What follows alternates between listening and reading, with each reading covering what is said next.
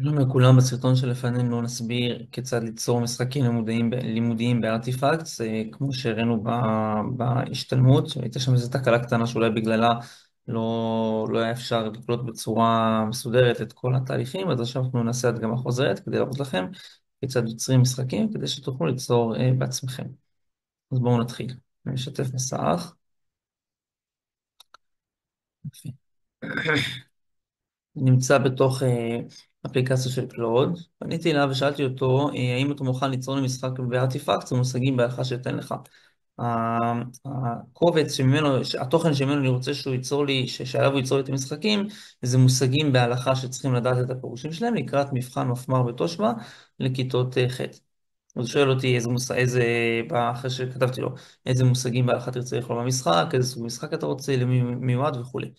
אז אני מצרף לו את הקובץ של המשחק הרצוי, מה שאפשר לראות כאן. כותב לו, כותב לו, המושגים בהלכה מצורפים. 2, אני מעוניין במשחק זיכרון, ומשחק מיועד לתלמידים בכיתה ח' עם רקע בהלכה. יפה. בואו נראה עכשיו מה הוא ייצור לנו. יפה. עכשיו הוא בעצם מתחיל לכתוב את הקוד, להכין שם את כל מה שצריך. אנחנו נמתין לו רגע עד שהוא יסיים.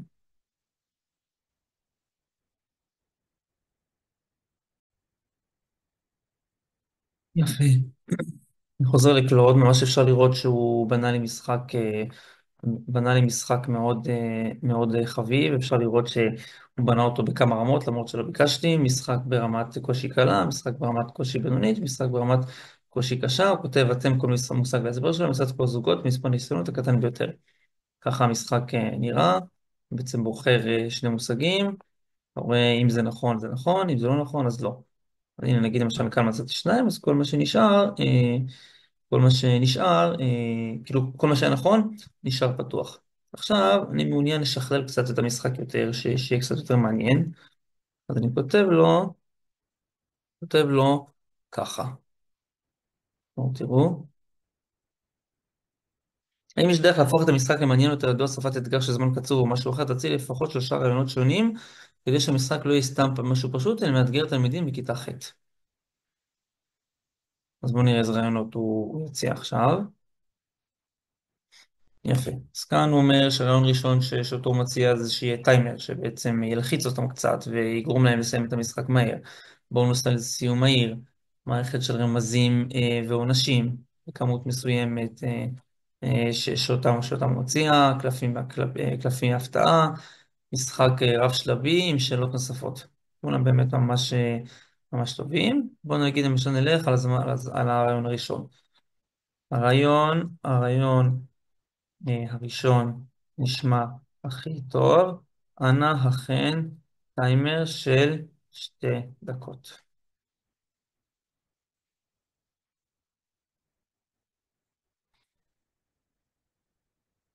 יפה. עכשיו בעצם הוא מעדכן את המשחק בגלל ששינינו חלק מההגדרות, אז הוא הופך אותו לקצת אחר. עוד רגע תראו איך הוא יוצר לנו את התוצאה הסופית של המשחק עם הטיימר. יפה.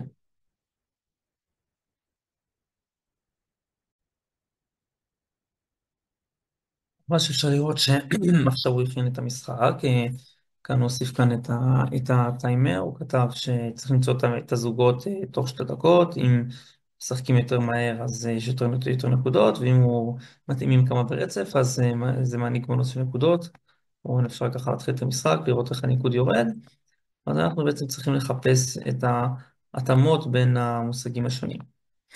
אחר כך אני הרגשתי שזה לא היה מספיק מוצלח מה שהוא ביקש, אחרי שבדקתי את המשחק ראיתי שב2 דקות לפעמים זה לא מספיק כדי להצליח לסיים את כולו.